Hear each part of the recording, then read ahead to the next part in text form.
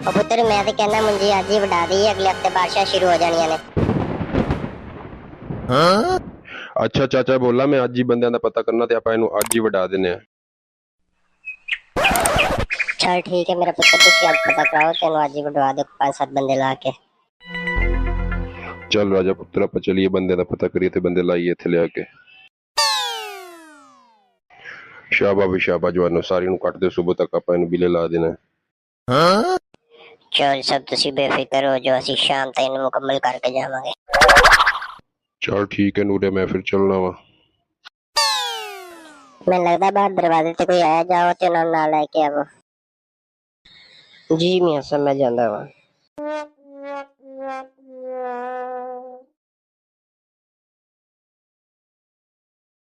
ਚਾਚਾ ਬੋਲਾ ਇਸ ਵਾਰੀ ਬੜਾ ਕੰਮ ਖਰਾਬ ਹੋ ਗਿਆ ਮੁੰਜੀ ਦਾ। ਉਹ ਮੇਰਾ ਪੁੱਤਰ ਖੈਰ ਹੋ ਗਈ। ਚਾਚਾ ਬੋਲਾ ਮੁੰਜੀ ਦੀ ਕਟਾਈ ਕਰ ਰਹੇ ਸਨ ਤੇ ਮੁੰਜੀ ਦੇਖੀਏ ਮੈਂ ਸਾਰੀ ਖਾਲੀ ਨਿਕਲ ਰਹੀ ਹੈ, ਵਿੱਚ ਕੁਝ ਕੁਝ ਦਾਣੇ ਹਨ, ਬਾਕੀ ਸਾਰੀ ਖਾਲੀ ਨਿਕਲ ਰਹੀ ਹੈ। ਮੇਰਾ ਪੁੱਤਰ ਪਰੇਸ਼ਾਨ ਨਹੀਂ ਹੋ, ਮੈਂ ਪਹਿਲੇ ਕਈ ਵਾਰੀ ਚੱਕਰ ਲਾ ਕੇ ਵੇਖ ਚੁੱਕਿਆ ਮੁੰਜੀ ਨੂੰ, ਪਰੇਸ਼ਾਨ ਨਹੀਂ ਹੋ। और मेरा पुत्र परेशान नहीं हो, और जड़ी रोजी अल्लाह ताला ने आपने लिखी हो अल्लाह ताला अपन देगा, तो सुबह इन मुकम्मल करो तुसी।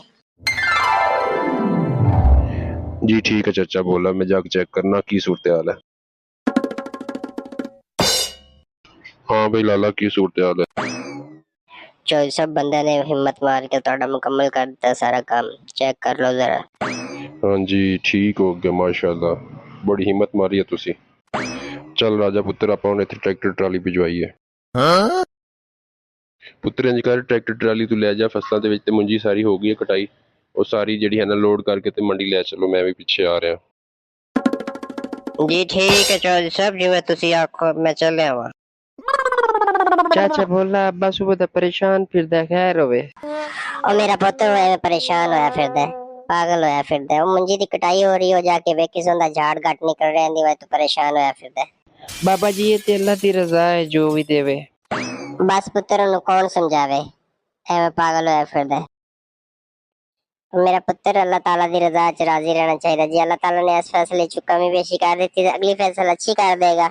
हमें परेशान नहीं होना चाहिए। तो दूसरे जिन्होंने लोगों ने भी मुंजी काश्त की है, सारे भरावां नूं मैं यही कहांगा कि परेशान नहीं हो, अल्लाह पाक खैर करेगा।